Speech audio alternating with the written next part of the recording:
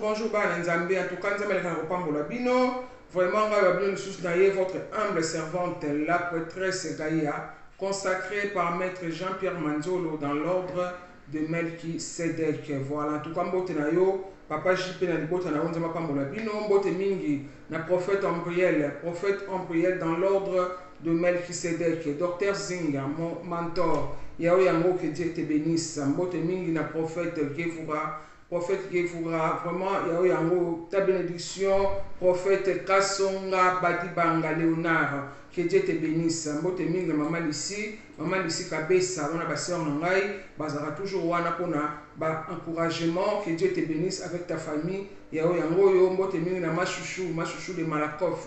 Wana ma sœur, voilà, en tout cas, nous avons maman Emilie, yango lo sa konde na pisa ko toujours ma sœur, que Dieu te bénisse. Voilà, mbote mingi na mamu vevete, wana mamu na biso national, que Dieu te bénisse, mamu vevete kina, yao yango na libota na yo, mbote mingi na ma fabi, ma ndinga mbote, yazara na Toronto, yao yango ma chérie, que Dieu te bénisse, mbote mingi na bofu na Papa Philippe ndi ngambote nzama pambola bino en tout cas na pesa toujours mbote na ba oyangai o bazara toujours tout autour de moi pour na ko pesa ngaba force et puis na ba conseil. Voilà, merci na bino. Alors ba nzambe lelo na yeboye na makambo kitoko na yakana toujours makambo motu ya ba nzambe parole to sori na bino déjà enseignement ya parole ezali na Gaïa de l'UTV officiel, mais là nazo voler kaka pour nous expliquer quelque chose. Voilà, donc la parole n'a biso ba nzambe toza na vibration, toza na ondulation, toza na ba esprit na suka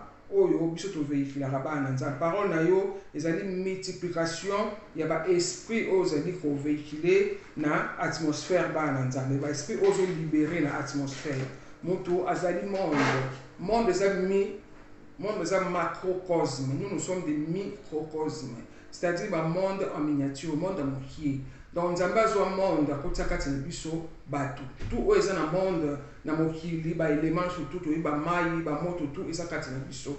Ya moto bengani ba microcosme, le monde ya mokier ba nzambe. Voilà. Alors, ba na kolo dimension ya obéissance na yo ba nzambe ezali pe dimension ya force ya ba ange na yo. Ndenge ozo ko obéir nzambe ozo pe sape force na ba ange na yo. Ndenge ozo désobéir pe nzambe ozo lembisa pe ba ange na yo gardien, parce que nous avons des anges gardiens, nous avons aussi des démons gardiens bazala tout autour na biso ba nzambe. Voilà, on a biso qui mokili za monde parce que tout ça na mokili en fait biso toza ba monde plutôt. Tout est dans mokili ezakati na biso. Voilà, nous avons des anges gardiens et les démons gardiens. Nous expliquer bino obéissance na yo ba na sa force na ba ange na yo. Désobéissance na yo ozope sa pe faiblesse na ba ange na yo protecteur. Voilà. Alors, na cerveau na biso ba na nzambe, tout ça na double facette. Photo ye baba na kolo, tout ça na une partie o ezali physique, c'est-à-dire makamno surtout oyo ozole kana mokili ozo vivre ye bien. On a une partie na biso physique ya corps na biso, to appelle la partie o ezali spirituelle, ba bengi yango physique quantique. Voilà, donc ba nzambe na kati ya nzoto na biso nous avons aussi des éléments oyo ba nzambe to so na bino lelo. Voilà, alors science surtout auto yebi na mokili ba nzambe partie na ngope spirituelle ezali kala bazali ko enseigner biso ba religion na ba classe, bazali ko enseigner biso ba religion, bible et tout ba passage de bible ezali très bien. Mais la science n'a pas de chimie, partie dans le spirituel et la biso ka fait masina biso ka partie physique. Or partie spirituelle pesa ali ba bengi yango alchimie. Wana partie spirituelle.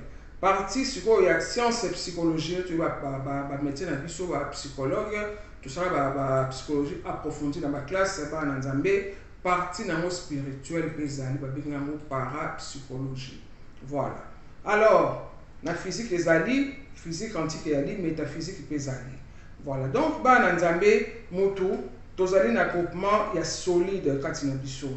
Déjà mutu tozana ba organe, tozana ba cellule, tozana ba atome, tozana ba ion kati na biso ba nzambe, tozana aussi na ba démon, na ba ange gardien de l'expliqué bino tout à l'heure. Voilà. Alors, ba démon wana o bazaka kati na biso ba nzambe, yo nde mutu zali mokonzi ya ba démon wana. C'est toi qui les commandes parce que ba démon wana bazali kati na yo. Donc yo nde tozo commander ba, on te commande ba ange na biso gardien ba pembe na biso. Biso ba te commandaka ba démon ba kati na biso, nous aussi biso ba te commander ba parce que nzambe mati ba service na biso. Voilà. Alors comment o commandaka ba démon wana ba na nzambe? Malheur na yo eza yo moko, bonheur na yo eza yo moko ba na nzambe, ba échec na yo pe eza kaka yo moko. Liboso yo moko nani?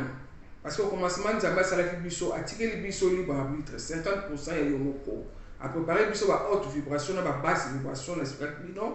Après, atikeli biso 50% biso moko to bomisa ou bebisi ou bomisi. Voilà. Et on a le biché ezali yo moko péché na yo ko bonga na yo saka yo moko liboso na yo moko ba na nzambe so total na Jacques 3:6 c'est le verset comme le lemo et le comme qui le lemo bomaka mboka to yebi yango organe le comme qui kaka mais bomaka ba na nzambe total na Jacques 3:6 bazo parler biso na le lemo. Voilà. Alors ce qui âme na yo ba na nzambe c'est qui est très important to so le makambo ya âme esprit na corps. On va parler na âme. Âme na yo soki ezali ya kozoka ba na nzambe fo yebango moyen ezwa énergie ya esprit po eleka tina nzoto na yo ezali te moyen eleka eza te ba na nzambe nyonso oyo toyebi comme miracle na ba vie na biso vraiment tout cas ezali lié faut toyeba ezali lié na âme esprit na corps wala eza très important ba na nzambe ko faut toyeba yango soki âme na yo ezali ya kozoka moyen esprit na yo esangana na âme na yo po soki olobi parole na yo ba na nzambe ezala puissance esalema ekozala te parce que âme na yo ezala kozoka nzambe na commencement atiaki boye kati na biso asoufflaki kati na biso atie pema. Nous sommes des demi-dieux comme Jésus a dit dans la Bible. C'est pourquoi vous êtes des demi-dieux. Jésus il a dit nous sommes des demi-dieux parce que nous avons souffle à nzambe kati na biso.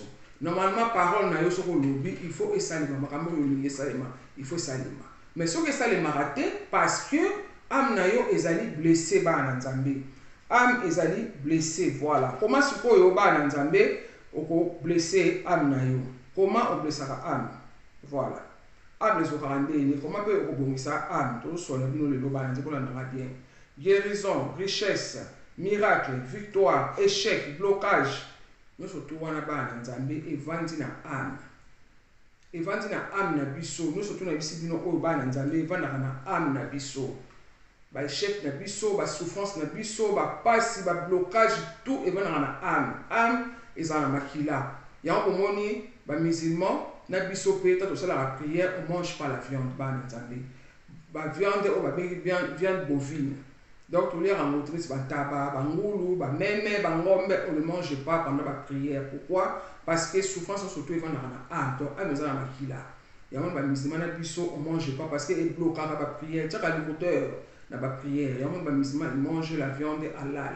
Viande halal eza quoi? Eza nini? Viande halal basala rituel, basala cérémonie ça baso ma viande. Pour la viande à sentir te que baso boma. Et pour ça sentir souffrance surtout est dans la âme na kila. Il y a un bouddha pe ba musulman na biso on ne mange pas. Pendant la prière on est raté parce que est bloqué ba na nzambe. Nous na si nous ba souffrance tout et va na kila. Mon na bokomi muto makila na zolo ba âme. Parce que tout évangélique, souffrance évangélique, na katia makila, on makila ezali bien te vient dans makila. Tant on sa prière, ya on même te bloquera. Ba prière ba nanza moi et mata, malam e kozala te voilà.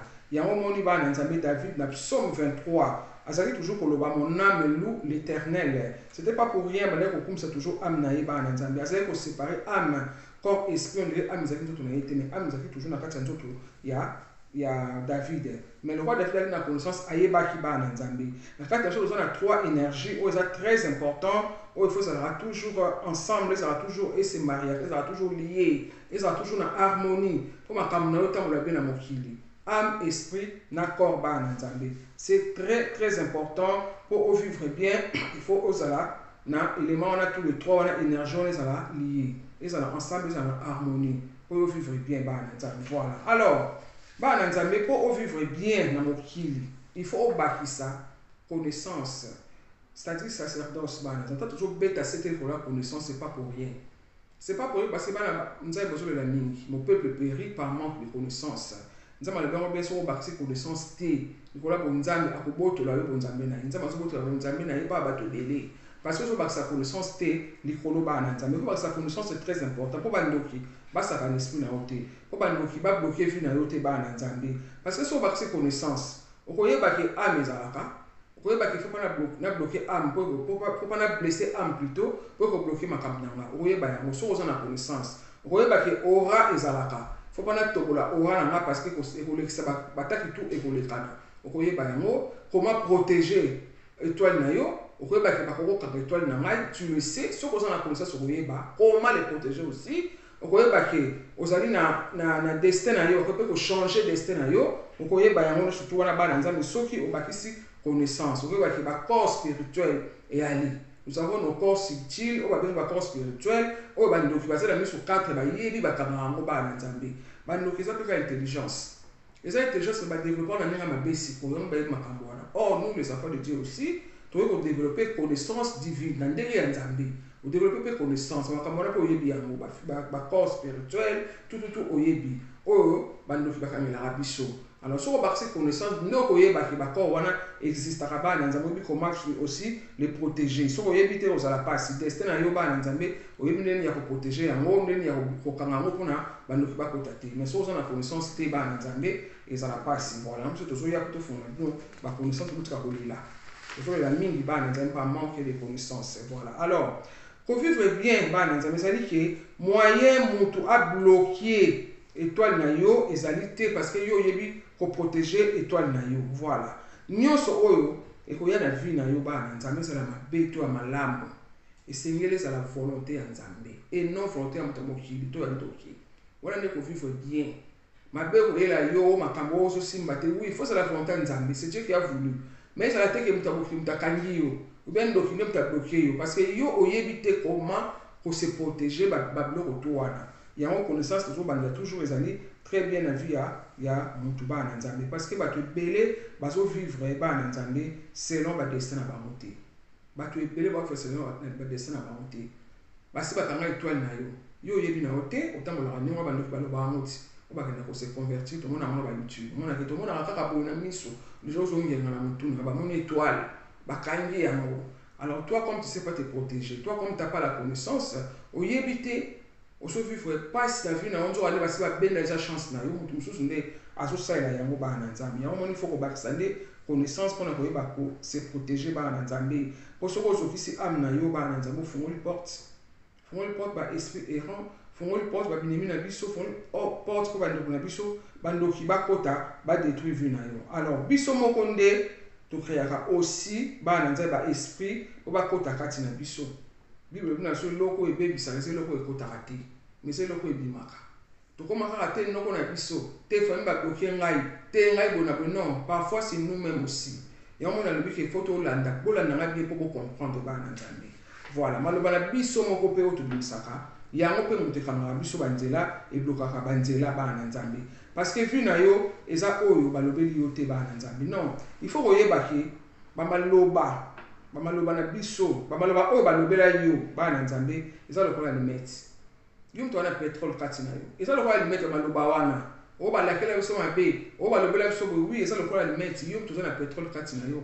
Alors pétrole comment parce que yo nde mto kofungula porte maloba mabe oyo osala po ke limete wana epela mama na zoto na yo moko so créer loko moko boye kati ya zoto na yo oso faciliter tâche poso baloki yo kama moko simba parce que so fungula ba porte par manque de connaissance bana nzambe.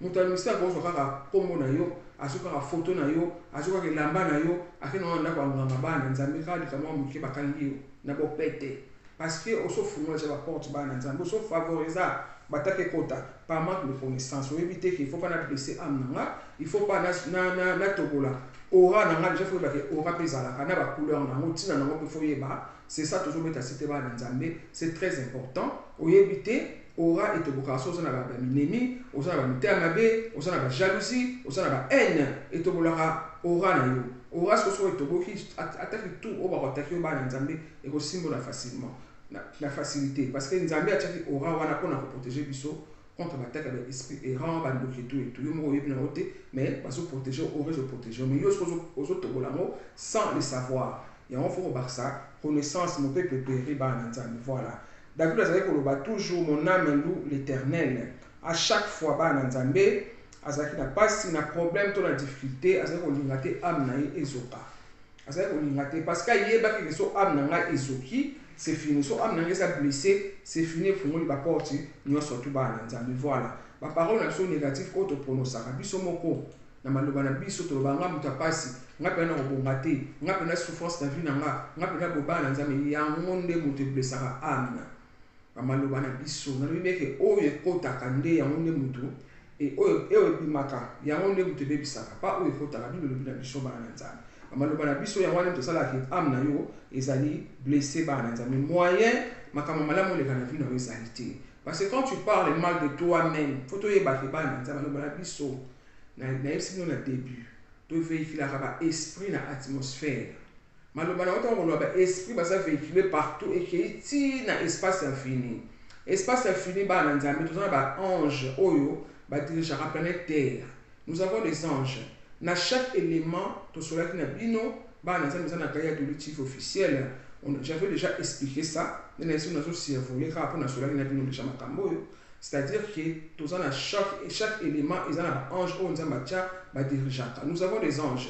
Dans les colonnes nzamba sala asala ba monde angélique ebele asala ba keter asala ba tifret asala ba geboa asala ba pina asala ba monde angélique ebele o ezali na ba ange basala ba fonction na bango asali nzambe teka asali ba ange basala kaka bien na lolo basala kitoko non ba ange basala ba fonction na bango nous aussi nous avons des anges gardiens o biso to dire chaka oui voilà ba ange na biso gardien mais ba ange oyo basala ba général nzambe to dire chaka bango te basala ba fonction na bango alors planète terre pesa na ange oyo a dirija ba mibale archange Sandalphon na archange Uriel bango ba dirija ka planète terre so yo so maloba na yo lobi ya mabe moyen bango ba pesa ordre na ba ange no garder pour la protection na yo za te parce que yo mo zo maloba mabe ba na nzambe voilà ndenge le kaka ko bosa na te fo ba pe ki maloba na mabe zo loba ils a pu enregistrer kota Satan parce que ko to sa pe Satan zela pour attaquer le maloba na mabe pe ko côté na bango pe ba enregistrer pe maloba wana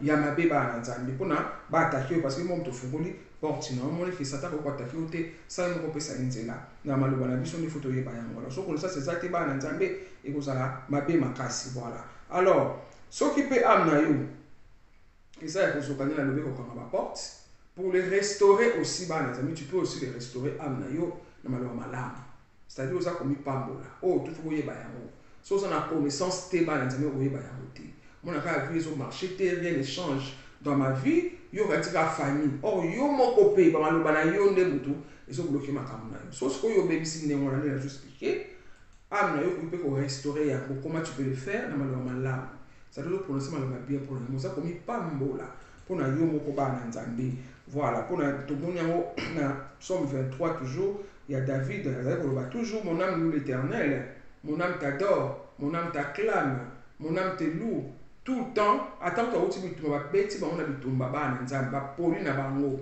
mais j'avais des plaisirs ko le la on nzambe mon tira pas nzambe na comprendre le tending na zuté na regretter na sali o mingi nzambe na mo obosani ngai te ils toujours Seigneur je t'adore Seigneur je te loue mon âme t'acclame mon âme gona boy parce qu'il y a pas qui a une connaissance oh c'est très important ba na nzambe comme ko okwela yo et puis si makambo na yo faut pas ko le la la so ça en bo nzambe lo ba nzambe na adore yo kaka na commission oh to yeli nzambe lo kumo zo pa na yo ozolo ba nyona ba nzambe la c'est que ça pour restaurer âme na yo alors moyen âme na yo et quand makambo ça au contraire ozo pambola mozo fungola makambo beli et marcha kande ngona ona yili ba nzambe lo na yili bino pour boyeba yango va na nzambe voilà alors na Psaume 23 oh David a lobé éternel mon berger ba na nzambe et là c'est très important que sur les no to développer na bino lelo franchement ba na nzambe quand David a zoloba ton bâton et ta houlette me rassure nakati ya passage wana nakati ya Psaume 23 alors bâton ezali nini ba na nzambe houlette pe ezali nini nakati ya verset oyo alors ba berger nakati ya zamba ba na nzambe bazalaka na bâton mpona kotambwisa bameme na bango. Bâton wana na likolo ezalaka crochet yango babengi houlette. Na se ezalaka kaka nzete normal. Voilà. Alors nini berger asalelaka houlette, nini mpe berger asalelaka bâton. David alobi na psaume 23 alobi Yahweh est mon berger, je ne manquerai de rien. Nzambe azali berger ya biso soto. Nzambe moto asalelaka houlette, moto asalelaka bâton. David alobi ke ton bâton et ta houlette me rassure parce que c'est Dieu moto asalelaka yango. Voilà. Donc ba berger na nzambe atambolaka toujours na nzete. Houlette basalelaka yango soki mwana meme bana nzambe akoti na esika oyo. Donc ta bazotambola dili na libulu sans le savoir. Berger atambola bango baza ebele moko atindi na libulu. Alors berger akosala nini? Akokotisa siko houlette côté ya crochet, akotisi na libulu pour sauver mwana meme na ye abimisi ye na mokila, c'est-à-dire à sauver quoi. Voilà. Alors bâton basalelaka yango nini? Bâton basalelaka yango soki mwana meme abimi na bergerie bana nzambe. Abimi na bergerie nde siko berger akobeta siko meme akopesa pasi po azongisa na kati ya bergerie. Wana meme akomi têtu. Azokata abimi na kati ya bergerie. Mais berger ozwa siko côté ya nzete abeti. Nalobi ke houlette soki adindi na libulu sans le savoir ta batambolaka yebi ta dindi. Nde berger akokota siko kota crochet babengi yango houlette. Akokota na libulu abibisi ye. Soki berger nani même akomi têtu akobima na kati ya bergerie nde siko berger akoutiliser siko bâton kota nzete akobeta siko même apesa pasi po mema banga azoka na kati ya bergerie bana nzambe. Voilà. Alors elingi koloba nini makambo na lobi? Soki moto akwei na problème na monde ténèbre, na monde ya ténèbre bana nzambe, okangami bakangi oyebi te parce que bamoni étoile na yo ezongenga. Yo loko yebi ko se protéger te, ko protéger étoile na yo te bakangi yo sans le savoir. Oza moto olingano mabete osala no bato mabete mais parce que ozaka na eloko ya nzambe yango bazobundisa yo bana nzambe. Wana sikoyo nzambe akoya mpona asauve yo bana nzambe. Bible elobi nini? Nyonso oyo ezali caché ezali ya nzambe, tout oyo ezali révélé nde ezali ya biso. Bible ebisi biso ndenge wana. Alors na nzete ya berger oyo David azolobela côté ya houlette bana nzambe yango nde babengi yango côté caché ya nzambe. Côté ya houlette yango nde côté caché ya nzambe. Bâton babengi yango ba chose révélée. Makambo oyo ozangi makasi, makambo oyo ozangi makasi na expliquer bana nzambe bakangi yo oyebi te parce que ozangi étoile na yo bakangi yo mpona badétruire yo kaka ndenge wana. Alors sikoyo nzambe akosalela sikoyo houlette na ye mpo abimisa yo na situation bana nzambe oyo okangami oyo ozokoka te yo moko bakangi yo sans le savoir. Nzambe soki akoutilize houlette mpo abimisa yo donc bakote caché. Mpo Bible elobi na biso na psaume 34 19 elobi ke le malheur atteint souvent le juste mais l'Éternel en délivre toujours. Nzambe adélivre po ayisa sikoyo bakote na ye caché, c'est-à-dire côté ya houlette oyo David azoloba ton berger, ton bâton et ta houlette me rassure. Parce que soki oza na problème te oza na ngo ndenge psaume elobi na biso awa 34 19 explique biso bien le malheur atteint souvent le juste mais Seigneur akodélivre yo. Nzambe soki akoutilize bakote caché, c'est-à-dire osalela bâton ndenge ayelaki Job. Toyebi histoire ya Job, nzambe ayelaki na kati ya situation Shadrach, Meshach, Abednego, nzambe ayelaki na kati ya libulu ya moto, c'est-à-dire nzambe asalelaki bakote caché. Neti abimisi mwana meme ndenge tomoni berger na expliquer akotisi houlette abimisi ndenge nzambe akokotisa houlette na ye mpona abimisa yo soki osali eloko te. Nazoloba bien, nazo préciser pour te comprendre. Si tu as rien fait, Bible bien bien les malheurs atteint souvent les justes. Il faut ça la juste pour nzambe ya sauver yo. Et te ça la juste te moko banzambe sunga te aoya te. Il faut ça les juste pour yana houlette na ye pour sauver bana nzambe. To kana bien, tout ça vraiment clair. Voilà, nzambe asungaki Shadrach bazaki ba innocent. Voilà. Alors bâton nzambe akosala yango bana nzambe soki obebisi ba principe, ba loi morale respectaka te, ba principe ya nzambe respectaka te, ba précepte ya nzambe yo tozala kuna te. Wana siko nzambe akosala yango akotisi ko bâton, c'est-à-dire akobeta yo kwa mona mema peso pasi. Nzambe tanga pesa pasi ya kamara trop parce que moi assistera ba démon. Alors bien on bien continuer ba démon pour ba détruire nzana yo nzambe mo akotinda bango. Esaïe 45:7 le na biso. Nzambe a créé l'adversité, moi créé la prospérité. Il m'a créé le lumière, créé le ténèbre.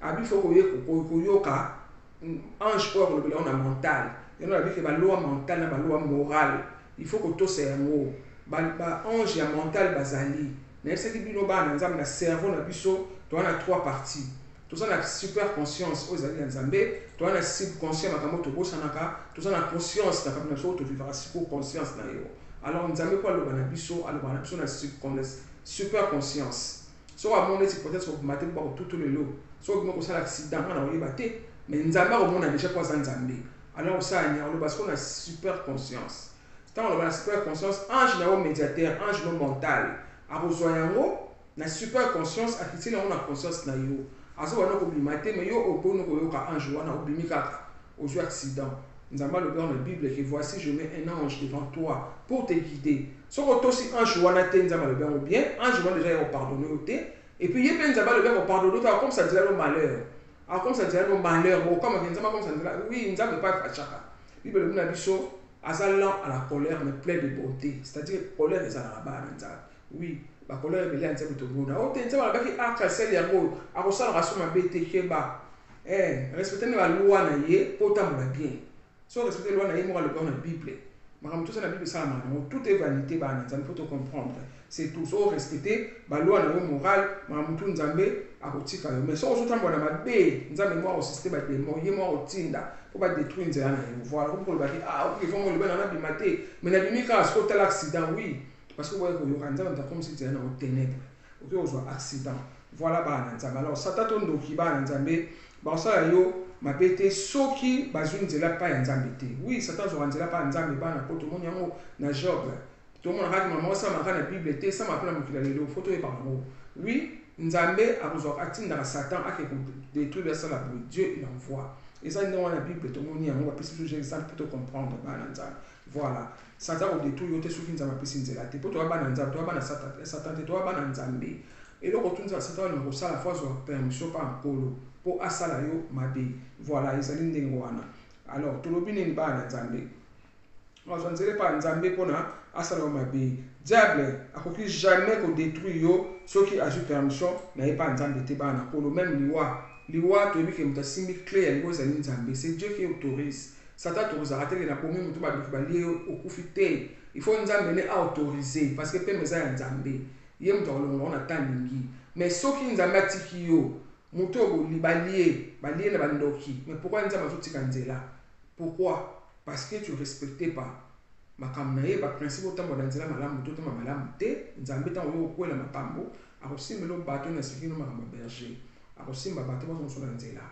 so le sema bébé trop pour la autoriser pour aller voir au kufina yo c'est comme ça se passe ba na nzambe il faut otambola très bien et ça très important pour respecter la loi morale makambo ya nzambe na esi bino ke ba loi evani ka na Bible te ba na polo evani na Bible ka te tout en ka Bible te bio alobi ko te parce que ba lobi makambo soki obakisi connaissance te ba na nzambe o ba te ke amezalaka na yebite chose na Bible comme makambo ba yeba couleur ba expliquer makambo ba couleur na yebite ba expliquer no comme no protéger destin na yo na Bible ba na nzambe tout wana za na Bible te nzambe lo bito lukai habito chercher to luka donc ba loi qui vient dans la Bible c'est nécessaire que la Bible soit incompris le bien la Bible longola so autant la Bible bien on a marqué il y a beaucoup de choses que ils alités ba na nzambe tina livre apocryphe ba na nzambe to ebati je toujours fungula bino makambo ko bola muka voilà ba na nzambe alors nzambe ko epe ko sauver yote sauf yo pesi nzela te ba na ko to pesa nzambe nzela so makambo ba bien so makambo ko ele ba ni ko la nzambe na sala ki bo nzambe souviens-toi de moi so sala ma pesi ko nzambe ko souvenir na nini pa na yo pas sauver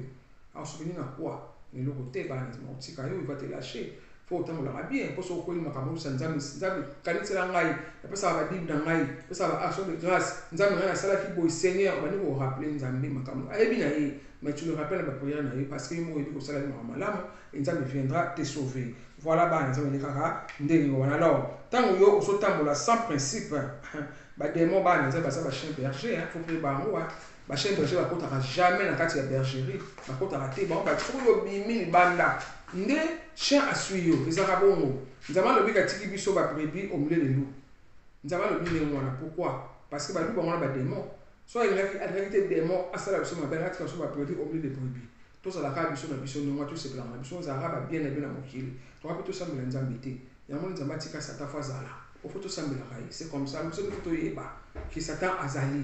Voilà, faut y avoir tout le monde bien pour obimana la bergerie, pour obimana la bergerie Satan reçoit yo monde obimi, ya reçoit yo. Eza askoyo ndenge wana bana nzambe etambolaka bongo bana nzambe. Voilà, alors permission de ma kopesa nzambe a kopesa permission sur tambola négativité, sur respecter ba loi morale na lobi, nzambe kopesa na ye nzela po basala ba mabe. Alors ndenge to vandi awa bana nzambe, to vandi aussi na oui monde parallèle. Tout ça na ba corps na biso spirituel. Nzambe tanga souffler kati na biso na force wana mo pepe na ye et c'est senda qui kati na biso no se partager na 7 corps. Nous avons des corps où on a fait bela bakanyo kuna bana nzambe ba malade zo mona te ba médecin ba zo mona malade te nzo alo kanga na corps na spirituel. Faut que pasteur a connaissance aye ba que simbami na corps no ke ba corps pe existe. On a le besoin de connaissance que vous avez que ba corps wana existe ka bana nzambe. Voilà. Alors, tous un accord mental où il faut pas tout négliger. Et c'est très important. La physique n'a pas chaud. Voilà. Corps mental, c'est très important que ce qu'on comme un corps mental avant le corps nous subir. Corps mental n'a pas de après corps physique nous subir le cambo. Et ça mental c'est très important parce qu'on a chose subtile. Parce que avant d'autres on a yo et réagir, il faut mental na yo nanu et kanisa likambo et raisonner likambo yango après osali yango bana zazanga nengwana mona obiki na okisenga nyona pa fi wana to so apesi ngambo na tena obimisa trouble monte ka faut qu'il soit raisonner quand déjà na mental na yo je sais le bien très bien so otali moi ça mutama kanisa na b osali kobo pourquoi le bien parce que na mental na yo ça yo mto akuma c'est toi qui penses donc so la question na kena obimisa trouble mon que so kanisa janda kuna yo le but que peut-être ya sanga kana na rochela peut-être derrière poison so kani rochela na poison yo to bien na kufalo c'est toi qui le sais ma kanisa no so préparer déjà que so préméditer en comment je vais faire quand je vais arriver tant que j tant que tel mangana tirer na veille so yebi déjà donc penser na déjà mental na yo nous vivons aussi là-bas les monde c'est un corps na spirituel et c'est très important nous sommes aussi là-bas voilà bana nzambe donc mental ya onde mutu osali na ko kanisa pour que ça ait les cambo ils ont corps mental na biso et c'est très important so que les cambo fandi yo trop na mental mutu mo apesa ko kana bana kala mo ça fait semblant on a boni prêtresse bien vous êtes bien na bien on le ba bongo mais mutu on linga keti mo ça va semblant c'est qu'au jour dans le local kama mo kie bana nzambe tano o sa flammer au peli otombo bani ko loba ka mepele bani ko finga mutonga okama ba prêtresse angela mu ke peut-être ça fâché donc peut-être na kana no bana kala akana yo donc il va ni bana kala mutu na penser na yo après ça il faut traverser portail bini jour comme ça ka mu ke otombo ka no ko muta akufi mutonga mo okama mon bana nzambe donc penser na biso et ça très important na ba corps na so physique très important voilà alors bana nzambe on dit que diable lokola yebi ayebi yango pour détruire l'homme bana nzambe te basala nini a contrôler na pensée à mutu pour détruire yo awa minde to mona ngo mingi ba émission le kala biso amona basala ba jugement na ba tribunal mona mutu bomi mutu azo ba nini non je savais pas otuminde la ba non j'avais déjà prémédité oyeba ki kuzo ko mutu so préparer ki yango déjà oyeba ki ba msongo na o minde bazo yango double personnalité. Parce que ça m'a fait, mais tant soit violent, bah mineur, bah la miquée et tout, bah le but a double personnalité, c'est ça. Parce que Dieu va ça contrôler chaque tout dans eux. Dieu va la contrôler mental, parce que Dieu va y aller, pas de tout bon en Zambie, abandonner mon mental, assimiler tout dans eux. Parce que y va bon maraba toujours batté, et si on écoute là, on a ça envoûté oui, c'est l'esprit du diable qui a contrôlé les gens mental dans eux pour que ça la ramabe. Voilà bah en Zambie, on dit qu'il faut qu'on ça là très attention, et ça très important, bah pour le voir. La mental est une chose très importante dans le cas de on a physique. Alors, diable est bas, nous bien, et est très important, mais comment nous avons diable a joué mon limo, il y a Jésus. Atiki nzoto. A joué mon diable, a joué Satan quoi. A joué mon limo, il y a Jésus. Atiki nzoto, il y a Jésus bas dans Zambé. A qui n'a pas désert. Pas que vous allez tenter. Et le roi m'a sorti la formation, mais autant on a bien. Jésus fallait la former. Voilà. Tout le monde on a jeune il y a 40 jours, 40 nuits. Jésus a la ligne c'est-à-dire que c'est l'autre. Satan a eu esprit, donc mental, c'est très important. Il y a un moral qui est au sein des pauvres. Parce que le mental, c'est toi qui es là-bas. Lui-même, il a vécu à vivre en haut. Satan, il soit corps, il y a Jésus, a eu esprit plutôt à Kenango. balobaki te que Satan na Jésus bakutana na nzela bakutana na montagne abandi kotenter Jésus. Non, eyaki nango nzoto te, ezalaki esprit nde Satan amemaki. Bana nzambe totanga yango ezala bien. Matthieu 4 verset 1 tina 11 totanga bana nzambe ngai na kotanga po esala bien. Voilà. Alors Jésus fut amené par l'esprit. Bana nzambe Matthieu 4 verset 1 tina 11. Jésus fut amené par l'esprit dans le désert pour être tenté par le diable. Jésus a dit que Jésus mais maquillé na esprit. Pourquoi que vous allez tenter dans le désert? Pourquoi que vous allez tenter? Je l'ai déjà préparé. Il faut que Jésus allait tenter. Vous avez déjà préparé l'engoana. Voilà. Alors, deux balobines. Après avoir gêné, donc on a gêné, il y a 40 jours, 40 nuits. Voilà. Donc, il dit il y a qui vous espère à Jésus, pourquoi que vous allez tenter dans le désert. Babite la soki wewa ou soki métro taxi fait pour na té esprit de diable amemaki. Voilà, on peut essayer de comprendre bien autant le banda. Alors, les tentateurs, il y en a Satan, s'étant approché de lui, voilà, a dit Jésus, si tu es fils de Dieu, ordonne que ces pierres deviennent de pain. Comme ça, les bancs au lipa. Bah, dans une version, il y a un calamé, n'a comprendre na kedal. N'a comprendre kedal, n'a fumé l'esprit, n'a comprendre bien.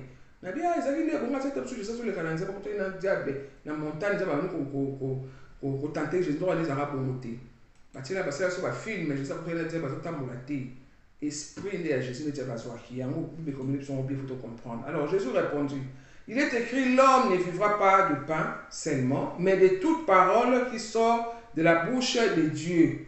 Donc pour ça là va gêne on a fait banda temps tu fais 18 heures aujourd'hui vivre la parole et en examen de prière yango ba bien mo âme. Voilà, donc le diable les transporta, on a 5, le diable les transporta dans la ville sainte. Donc, le diable a transporté Jésus. Ce n'est pas parce qu'il est au bas du métro, le diable les transporta dans la ville sainte, les plaça sur les hauts du temple. Donc, le diable a placé Jésus sur les hauts du temple, a placé Kuna. Aïe, ici, Jésus. Si tu es fils de Dieu, si tu es fils, c'est chose à dire Dieu, si tu es fils, chose à dire moi, jette-toi en bas, car il est écrit, il donnera plutôt des ordres à ses anges à ton sujet, et ils te porteront sur les mains, de peur que ton pied ne heurte contre une pierre. Passage au bâtiment, on a Psaume 91. Voilà. Et Jésus lui dit, il est aussi écrit, tu ne tenteras point le Seigneur ton Dieu. Les diables les transportent, même sur Jésus.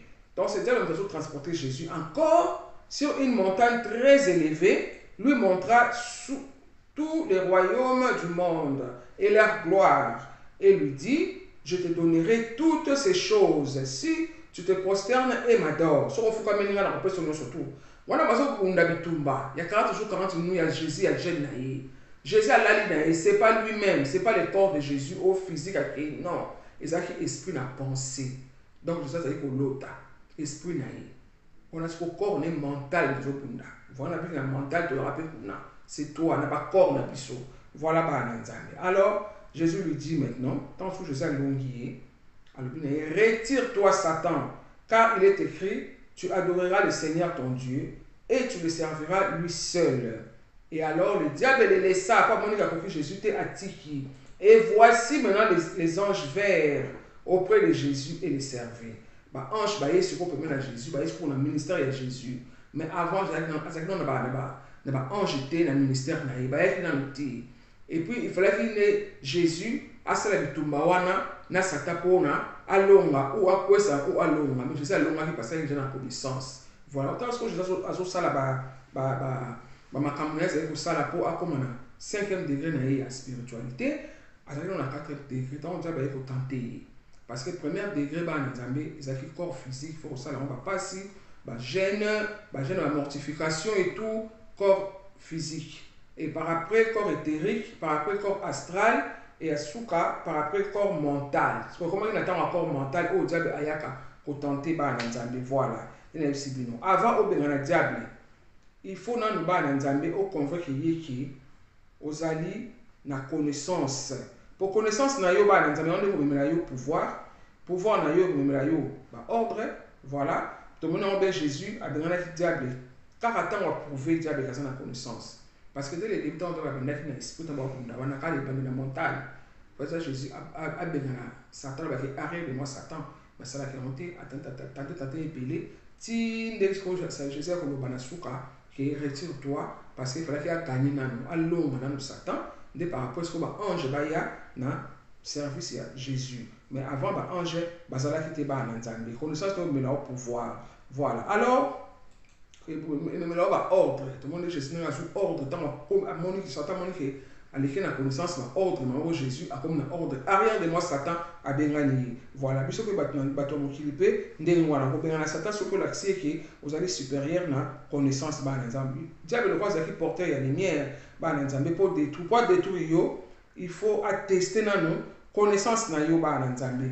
Connaissance na yo faut attester parce que ignorance na yo ba nzambe de so te ba comprendre aux ignorants au fond ba porte surtout pas ça au sang esprit na yo parce que et peut ça ignorance c'est sous souffrance ignorance c'est échec na yo ba nzambe so ko éviter connaissance na yo ya on les dimension ya réussite na yo ba nzambe connaissance na yo voilà on réussit ma bébé parce que ça na connaissance comme il ça la ça va problème ba nzambe comme il ça va problème ko comprendre que ça ne va pas so ça na connaissance ko yeba moi on a sorti dans la classe moi on a bon abo grande marche oyebi yango omona ka moi na watanga na été azoate c'est normal mais so moi na watanga a révisaka azo pas bonne note mais ça ça la bien mais azo battre ni azo sortir il y a quelque chose qui ne va pas il faut pas détecter on a connaissance pour comprendre que non ça ne va pas na so bela bo rien ne change non c'est qu'il y a quelque chose qui ne va pas dans l'équation on a côté ma bonne délire ils ont ramené voilà sur la conscience ils ont passé pour oyeba voilà Bible bien tant Jésus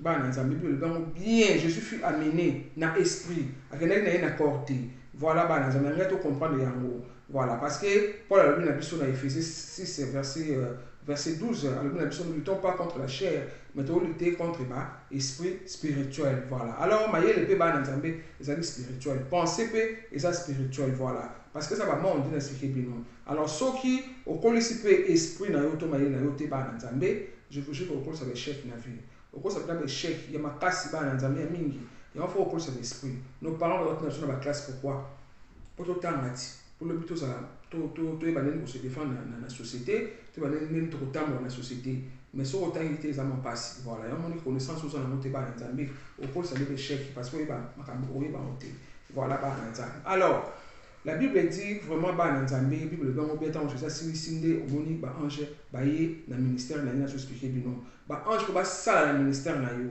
ko ba sala na commerce na yo ba na nzambe avant na lokuta na nzambe il faut non au sala face na diable pour prouver diable ba na nzambe so prouver diable te bo kamo to prouver diable ndenge oui nzamba sa mo kini na polarité ba connaissance yango na pesa bino nzamba sa mo kini na polarité il faut que diable azala il est là et puis Nzambe aza adversaire diable tatia je m'ako adversaire diable faut to yeba yango parce que Nzambe tasala ki diable pe ma rote basala ko sali Nzambe ko on a minute bana ko yo sala entreprise na yo o tie gérant là il doit vous bumisa ko l'entreprise o tika ta ko sema na basero papa déposer ba clé a olongwe ko longwe na minute bana Nzambe so pourquoi Nzambe asotika sata sala mabe pourquoi parce que Nzambe sa mo fini na polarité faut to comprendre il faut diable azala il faut aza comme ça vous semblez là à travers ça va brebis au milieu des loups pourquoi voilà à travers ça va brebis au milieu des brebis tout ça m'a dit ça m'a ramené ça n'aura bien tout ça me l'a fait nous embêter mais à tirer parce que mon qui n'est pas mon année on a plus na moins na polarité na inférieur na supérieur na yingere yang c'est comme ça ça m'a ça mon qui naïe il faut diable azala wana ba na nzambe alors na moment moko boye mais tout soit na bino yango na c'est bino très bien na ba qui surtout ça la prière ma casse au comme on attend au diable bimaka nzambe il faut aller pour tenter yo c'est Dieu qui a fait ça comme ça lui aussi il regarde à travers pourquoi ça oui on a un job c'est comme ça les kanaka nzamba pesi yo mbongo osambela nzambe mingi nzamba pambolo ba nzamba pambolo nga oui na zumbongo osala commerce na osala hôtel na yo osala ba salon na yo de coiffure makamni belé c'est Dieu qui t'a donné parce que aux gens na ndenga nzambe na le bon bien au simplicité aux gens na ndenga nzambe tant on m'a pris sur ça on multiplier sur la prière au sein nzambe merci pour ça va dire sur les grâces parce que nzambe pambola yo il faut aussi marane to yibi za la bien au comme sur na tamo ko boyeba na nzambe mati makasi tamo ko kwei capital na yo ya commerce na ba yibi yo na nzela ba na nzambe o magasin na e pele ziki na samboy o komo sa mani kolela mani ko finga nzambe ngapa na pesa ba dibi na ngati kwa pela nzambe so na ngate ba do ko yona ngona siko yiba ke satan to e ko tante yo ayi sinza mo to pese to na zena lo nka o manda ko finga yo o manda ko finga yo ye pesa ko kwene na capital na o so na pasi ba yibi yo ngo mama na ngai silite bani ko lela bani ko sabola nzambe ezaka bongo moi so kamara no so kete makopini ko la na otena na mama ko bwasali sala ani bien christé mais mona kama mana ko sala makamo po yo wana sa ni mbango ki sata sekep sinza ba moni ko sambla sa ko pesa ki yango sa ki bo na so na lo na ka ko mona o changer parce que manque de connaissance oh yo so ko yebi ki sata bi mana niveau mo ko boye ba prière élevé ba chance na yo sata aroya parce que nzambe ta chamu ne yo wana sata aroya moni ayo tenter Jésus. C'est comme ça. Satan ko yaso yo yebi yango sani ni ko samate. Ata to moni ki ba yibi ngambo te mbo na so na nzambe. Ba yibi nga nzambe mo ayebi nzambe to na so so mbo na yo. Pesa ngambo ko so ile ngaba na classe en bele. Et lorsque ba yibi sur capital comment je vais faire nzambe. Anto na so so mbo ba ni ko boni la so nzambe ko zo so ya mingi. Et on est sur ko mona ki ba ange so ba ko ya ni ba le na Jésus les anges verts pour servir Jésus dans le ministère. Ba ange ba so protéger aussi parce que au long il Satan ils sont obligés de le faire. Il faut obliger na Satan ba nzambe na ibisibino ele kanenge wana. So que longi on va se ba ange ba ye ko servir yo. Même ba pasteur na l'église ils sont les trop makambo wana. Na so benga matuna makambo ngo. Pasteur ba na yebe na nzambe. Asani pasteur ma o nzambe bengi. Aso bunda na pa comme na bâtiment 50 personnes l'église na terre à kitoko. Pas na tamo boye ba tutu ba kimi. Askali ka yena moi c'était na berge. Je me souviens moi pe moi c'est pas kimi yo. Pour ba sur l'église moi c'est kimi. Pasteur mani kolela etindi pasteur ke kusimba pasteur kusimba te parce que nzambe mtabengi yuti c'est Dieu qui t'a appelé batu ba yeko nzambe mtatinda ki obango yo osani fuka mabonde la nzambe pesa ngai ministère kuna mpona te ba kiti nzambe na te ba mbonda na na besoin batuti ofuka mabonde ko sembela nzambe ni kolela siko kolo nzambe ko mona wasko wana nous na batu na yo ba kimi parce que le diable il est sorti pour te tenter.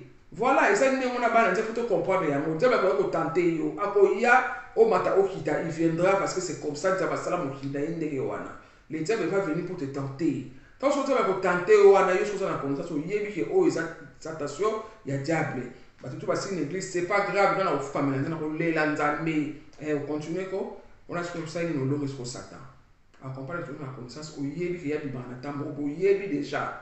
Au télémeli yango o mona makamto o songa na on a ce qu'on appelle ministère na yo bato na nzambe ba ange ba ko yesko ko servir na ministère na yo tout va bien sur makamto zo musko ki to ko mati ni susu ba lo ba kitala pasteur na simbi kisi akida bato 50 dollars comme na 200 bato ba mino kisi no akisite nzo ka yo connaissance o yebi ke fona ponde la bato ba ko zonga bato ba zo yipeko ba na nzambe sala mandengo wana photo yeba yango mokila nzambe nini etambola ka voilà ba na nzambe ça la maîtrise ya connaissance na yo ba na nzambe kamto etambola kitoko osa na maîtrise étoile na yo osa na maîtrise ya bible aussi mais quand ça ko ya aya ko tenter connaissance na yo osa na maîtrise ya bible zotanga osa na maîtrise nango osa na maîtrise ya nzoto na moko osa na maîtrise ya connaissance na yo wana nzambe ko zonga autika yo mais soki osa na connaissance on a nzambe nde nzambe ko détruire yo ba na nzambe il faut assentir tout wana maîtrise na yo ba na nzambe alors mais soki diable à comprendre que yo sa faible ba na nzambe c'est fini quoi OK le père na ba ngama ko simba kisi eza handing wana alors diable quoi détruire yo ba na nzambe avant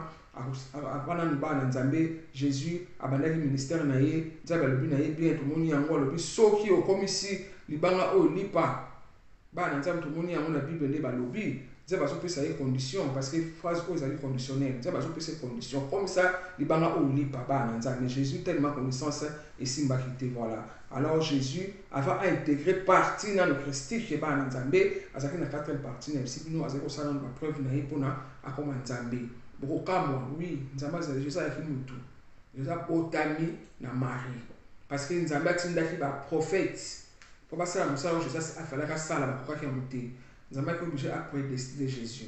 Jésus est venu dans la Bible par le Saint-Esprit du Colo et Marie, bah ça couplait ma boutique Jésus. Mais il avait une partie dans le à Moutou.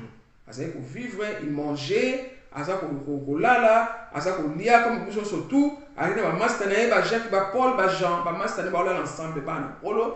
Je sais pas tout qui m'a une cantine, à qui peut au chocolat. basérie ezalaki nano bakikoso bana nzambe babenoir ezalaki te tokana bien basérie wana ebali benoir bakikoso ezalaki baki mpe kosukola na kikoso ezalaki nde mpe mutu voilà mais azalaki na batana na ye oyo efalaki akoma sur l'esprit christique azalaki na 4e degré na ye nano bana nzambe azalaki kosala banini bagene na ye mpo amatisa sikoyo degré na ye voilà toza bapasteur ebele bana nzambe baprophète ebele baévêque banani toza ebele boye bato na nzambe surtout mais nous avons pas le même degré ya bonzambe toza na dimension moko te na dimension eza ebele makambo ya nzambe voilà toza na badimension moko te bana nzambe badegré inférieur ezali oyo babengi degré inférieur babengi yango mineur ezali degré supérieur mpe ezali degré inférieur mineur ezalaka ntina 9 bana nzambe ntango so tosambela ozomatisa degré na yo omatisa degré na yo ezalaka bongo wana degré inférieur babengaka ou mineur yango wana bana nzambe sikoyo badegré oyo ya bato na nzambe degré oyo ya bagrand maître babengaka bango bagrand maître spirituel neti bamoïse babuda basimo kimbangu baeli oyo toyebi badegré na bango ezalaka ntina 5 ezalaka ntina 5 bana nzambe forme ya pentagramme debout nasali no mpe nini makambo ya bapentagramme bahexagramme na explika yango baenseignement nango ezali na Gaïa Doli TV batina nango ezali alors 5 degré oyo ya bagrand maître yango ezali forme ya pentagramme mpona yango batia pentagramme étoile ya bana Israël ezali bana nzambe pentagramme debout lakisi moto aza éliminé voilà donc ezalaki nango na 4e degré ntango azokunda bituma na ye na satan fallait siko alonga mpona siko apase na 5e degré mpo akoma Christ voilà bana nzambe alors badegré wana ezali ya bato oyo bayaka mpona kokufela mpona humanité basivilisation babengaka bango bana nzambe badegré na bango ezali classé ntina supérieur esuka na 5 elakisi pentagramme debout étoile elakisi moto azali éliminé bana nzambe voilà alors soki okokisi 5e degré il faut incarner Christ donc esprit christique ekitela yo bana nzambe voilà wana okomi sikoyo sacrifice mpona humanité Jésus ali na 5e ali na 4e degré fallait sikoyo nde bana nzambe aya kobakisa sikoyo esprit christique na 33 ans na ye ntango azoki baptême mais avant ça azalaki nano kosala baexercice na ye tomoni bituma na diable makambo tuna expliqué bino c'était comme ça parce que Jésus ayaki mpona aya kokoma Christ plus tard pourtant ange Gabriel koyebisa Marie na Joseph ki mwana bobota bapesa kombo ya Jésus alobaki juste Jésus alobaki te Jésus alobaki Jésus kaka juste Jésus ntango sikoyo Jésus akomi na esprit christique ntango kiteli ntango asali baptême na ye na Jean le Baptiste toyebi yango na Bible nde esprit christique kitaki Jésus akomi sikoyo Jésus trait d'union Christ mais avant ekaka Jésus ya pamba parce que fala asala nango makambo na ye voilà bana nzambe elekaka ndenge wana 5e degré okomi nango sikoyo okomi oincarné sikoyo Christ et puis faut kofela sikoyo humanité nde ezalaki na Jésus voilà ndenge ezali ndenge wana première degré na biso ezali physique ezali éthérique après astral après mental voilà après sikoyo christique ekolata yo voilà ndenge esali na epai ya Jésus ndenge ezali bana nzambe voilà ndenge ekaki na 4e degré nde na expliqué bino bana nzambe voilà alors bituma misusu bana nzambe koki molongi na yo badema mike kwa bilenge presu mais so olongi badema mike bana nzambe ekoma na ntango oyo mpe batindaka bamataka na dossier na yo bakei na dossier na yo bakei nango mpona baministre na bango satan ye mo aka kokitela yo personne mpo ya koatake yo bana nzambe so oyebi connaissance te eza pasi noke connaissance eza très important fo tobakisa na vie na biso bana nzambe eleki nyonso connaissance soki na bino voilà baconnaissance mystique est très important parce que mona maladi mosusu rien ne change osala ndenge ozochange te bolobi te ke pasteur aza makasi te te esengaka ifo oleka na niveau mosusu ochange stratégie nde balobi voilà non baconnaissance mystique eza nini ezaki oyebi ere nini okosambela na zamba ere nini okosambela na mai ere nini okosambela na bilanga bana nzambe tomonaki David ntango bitumba na ye azalaki l'homme selon mon cœur ya nzambe selon motema ya nkolo mais akomi na ntango moko asukaki kotaki exemple parce que alaki na connaissance abakisaki connaissance kende kosenga banzete ebundelaki ye contre Absalom bana nzambe toyebi histoire yango eza na Bible Jésus ye moko ntango alaki na besoin ya connaissance makasi amataki na ngomba akeyebimisa bato bakufa akeyebimisa Moïse akeyebimisa baeli balobi ke ase transfiguraki oui bapotre na ye baki pembeni bakweyaki Jacques Jean Paul bazalaki na se bamonaki Jésus akomaki mystique parce que alaki na besoin ya baconnaissance mystique yango wana babengi bana nzambe mituma mosusu omona Jésus anokesamba ntango mosusu na bilanga ntango azokesamba na bilanga boyebi te pourquoi azata musu koteya mwana bato baa na terre pleine ye na kati ya bwatu boyebi pourquoi azali koteya mpongo boyebi te bana na kati ya mai pourquoi boyebi te bamosusu na osenga ndenge wana mosusu yaki kosenga jésus ake kosambela na bilanga epuis ntango bayaki kokanga jésus ake nosala bilanga ya olivier po enosambela na bilanga ya baolivier parce que bahuile d'olive ti kende kosambela kuna boyebi ntina nango c'est pas pour rien wana baconnaissance mystique alors ke mpe na bilanga matembele bila bilanga bitekuteko akesambela kuna meke kuna te aponi kaka olivier parce qu'ayebaki pourquoi c'est ça ba connaissance po bitu ba mosusu ezali makasi bana nzambe mpona ozobela rien ne change ozopoye osala ba gene eloko te esengi ke sikoyo ochange stratégie voilà nazoexplike bino yango tokomi baexemple napesi bino bazamba mamobelebele ezalaka très important na babengi baconnaissance mystique fo bobakisa bana nzambe mpona kotika kolela mopeuple péri par manque de connaissance bana nzambe voilà alors toloba boye bana nzambe baprojet na biso pour ange na baprojet na yo fo nano obunda na satan faut vaincre ye connaissance bana nzambe eza très important faut vaincre nene explike bino on a souvent ba ange bakoya sikoyo te bayeki pa jésus les anges verts na ministère na okoservir yo na baprojet na yo na bacommerce na yo baange bakoya voilà bana nzambe c'est ça en tout cas tosoli na bino kitoko bana nzambe vraiment nzambe azwa lokumu nzambe apambola bino bana nzambe ngai moko na viva yango na maladi na nga nasaki nani témoignage na ngai nasikaki yango pasteur ayaki makasi te non prophète ayaki très fort toyaki na ye très fort sakana te mais nazobela bagene baprière makasi rien ne change parce que komaki na temps oyo falaki siko ngai nazwa connaissance mystique on a expliqué bino fallait na bakisa siko connaissance voilà donc nakende kosukola na mai eza na kaya toliti biso kolingi kolanda yango bokocomprendre yango bien nakende kosukola na sac de bain nafungolaki mai nayebaki nanga te à l'époque or mai wana nde finalement epesaki nga force parce que mai na biso nzoto na biso mai ezali egérera malade egérera santé egérera amour egérera sentiment nga fallait nafungola siko mai mpo mai wana ezala liaison epesanga force nde nabondelaki soki otali na kai ya bomona yango bana nzambe très important na bitumba mosusu koma na ntango moko esenga baconnaissance mystique tu es obligé moni kozo rien ne change bato babengaka biso prêtresse nazobela baosambela nga ndoko mozochanger te nana baproblème mais rien ne change nasalaka bagene baveye ntango nyonso tu tosambelaka nde ozochanger te parce que nzambe alingi sikoyo ochange stratégie c'est-à-dire obakisa connaissance mystique mpona kofunga makambo napesi noko exemple ebele voilà ene kosambela zamba na mai malobeli eza très important parce que eza baélément ya nature nzambe atya baentité na baélément wana atya baélémentaux oyo bazala mpona koyede biso très important na kati ya mai bali na mabele bazali na mopepe bazali voilà faut sikoyo oyeba connaissance wana mpo bandeni ya se défendre voilà bana nzambe nasepeli mingi nzambe apambola bino parce que tokutana bino lisusu vraiment toka mbote mingi na Benjamin Justin Doli napesi mbote ya oyo yango oyo abikanza mbote na oyo yango mama pasa mama na Juju que Dieu te bénisse mbote na André Doli mbote mingi na Sophie Sarr notre femme ya bino yango nzambe apambola bino mes abonnés toujours na bosa na bino te nzambe apambola bino mbote mingi na bapasteur na ngai vraiment baportre baprophète tozwaka na bino mbote mingi na Manu Mamadou Machuda wana mon frère aye tokoye vraiment todéveloppaka ne makasi na bonzambe que Dieu te bénisse Machuda Manu na libota na yo yango bana nzambe nzambe apambola bino ozala na bino mbala nsima au revoir.